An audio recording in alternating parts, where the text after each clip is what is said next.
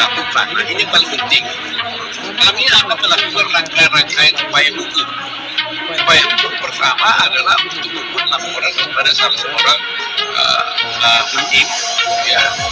Tentu saya nggak boleh sebutkan namanya. Ya, hari Senin kita akan jalankan itu di Komisi Judisial.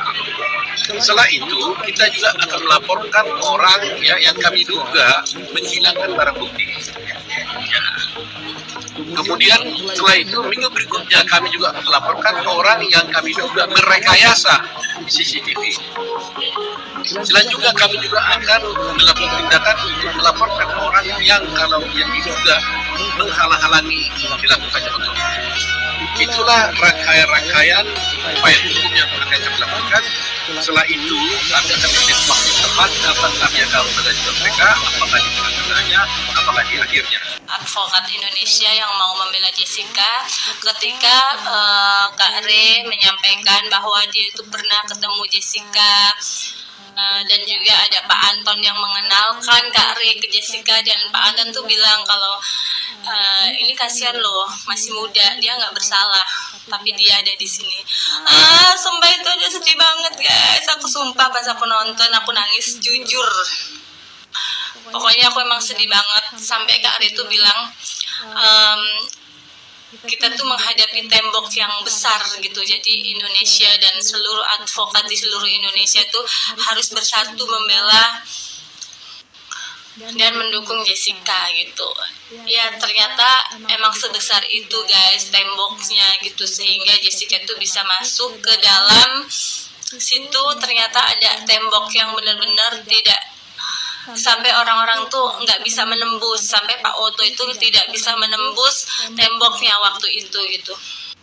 Tapi semoga ya, karena kita semua sekarang udah bersatu, advokatnya udah bersatu, sekarang tuh kita tuh bisa benar-benar akan membela Jessica gitu. Dan satu lagi, Kak Re ini baik banget, Masya Allah Kak Re baik banget. Ternyata Kak Re dan Pak Oto Hasibuan yang membiayai doa bersama dan solidaritas advokat ini guys, ternyata dia yang membiayainya. Sumpah salut banget, dan ya Allah Kak Ari kayak thank you so much gitu, Kak Ari sebaik itu gitu, karena Kak Ari ini adalah salah satu yang benar-benar lihat langsung Jessica bagaimana di dalam pada saat itu, dan Kak Ari pada saat itu juga kan ada di dalam, jadi dia yang sangat-sangat tahu bagaimana Jessica di sana gitu, sampai Kak Ari sendiri tuh benar-benar tersentuh hatinya untuk nolongin Jessica tuh ya, karena salah satunya dia pernah ketemu langsung sama Jessica-nya. Aduh, ya sekarang sih untuk Kak Ray dan untuk Pak Oto dan Kak Ray, semoga kasus ini cepat selesai ya, agar terungkap siapa yang sebenarnya pembunuh Mirna. Bahagia campur sedih, semoga apa yang akan diupayakan sama Pak Oto dan teman-teman advokatnya, semoga ini membuahkan hasil ya guys. Dan inget banget kata Wirang, kalau Jessica ini semoga nanti akan bebas murni.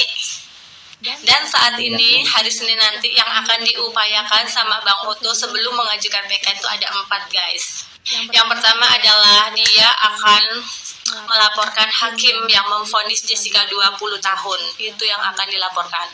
Yang kedua, yang menghilangkan barang bukti itu akan dilaporkan juga, entah siapa orangnya, tapi itu yang akan dilaporkan sama Pak Oto.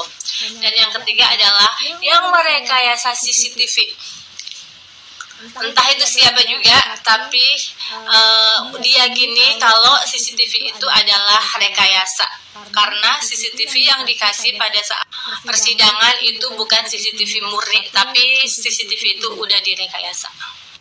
Dan yang keempat adalah Pak Oto itu akan melaporkan orang yang diduga menghalang-halangi otopsi. Itu adalah upaya hukum yang hari Senin nanti yang dilaporkan sama Pak Oto. Semoga mudah-mudahan semua berjalan dengan lancar, dan setelah itu Pak Oto merencanakan untuk peninjauan kembali yang akan didampingi oleh 1000 lebih advokat yang udah menandatangani surat kuasa untuk membela Jessica. Guys, kita up terus kasus ini dan kita jangan ketinggalan, dan terus berdoa untuk Jessica, karena itu adalah yang Jessica butuhkan saat ini. Berdoa dan berdoa terus. Sedih ya guys. Sumpah emang kejadian ini sedih banget karena demi kepentingan orang-orang yang terkait itu, dia itu mengorbankan satu anak bangsa yang enggak bersalah. Apalagi Jessica ini adalah orang yang berpendidikan, orang yang disukai sama banyak orang gitu. Dan fitnahan keji yang itu yang jahat banget sih. Nah, ada satu lagi yang podcastnya Deddy Corbuzier yang dia katanya udah meriset, yang bilang bahwa tidak pernah ada selfie gitu. Itu jahat sih, itu fitnah banget sih. Di sini Kak Ray sudah menjelaskan kalau dia di selfie hampir 4 bulan loh. Orang-orang lain bahkan penjahat narkoba, penjahat apapun aja tidak sanggup di selfie itu, tapi Jessica sanggup. Gimana guys rasanya seandainya itu ada di posisi kita gitu. Kita tuh harus sanggup, padahal tahu juga kalau Jessica itu di situ tuh menderita banget gitu loh. Apalagi selfie itu cuman bolongannya kecil banget, yang ruangan 2x1, yang sekecil itu dia menderita di situ selama berbulan-bulan gitu. Masya Allah ya. Aduh, pokoknya aku kalau ini sedih banget, jujur sedih banget sih. Kita berdoa ya guys.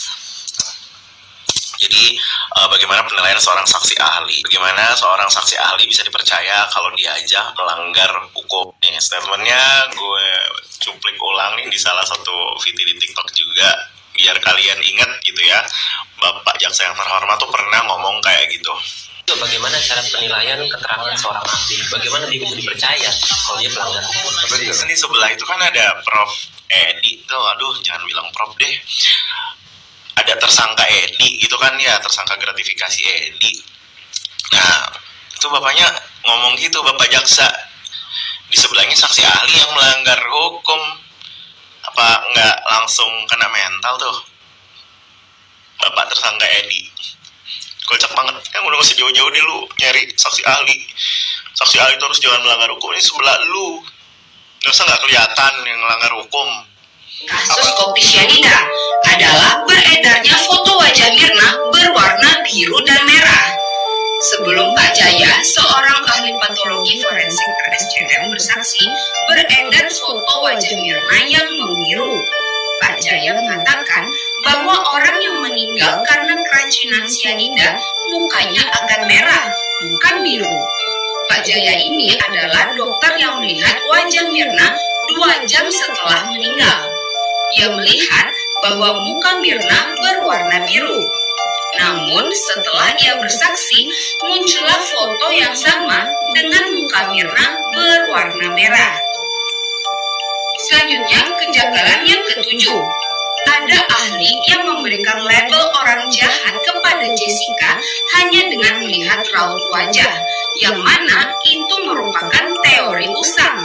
Sedangkan menurut seorang reporter yang melakukan wawancara eksklusif pada Jessica, ia merasa Jessica ini adalah sosok orang yang manja, tidak seperti psikolog yang menggambarkan dia orang yang terstruktur yang bisa menyusun rencana dengan sangat rapi.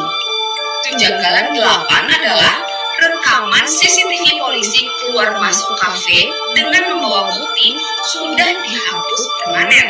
Hal ini dijelaskan dalam diari Jessica. Kira-kira kenapa ya dihapus? Kita sudah sama-sama tahu kan, yang nanganin kasus ini kan bapak-bapak ini. Jadi, gimana pendapat kamu guys? Apakah kamu setuju Jessica adalah pelaku pembunuhan Mirna atau tidak? Komen di bawah ya.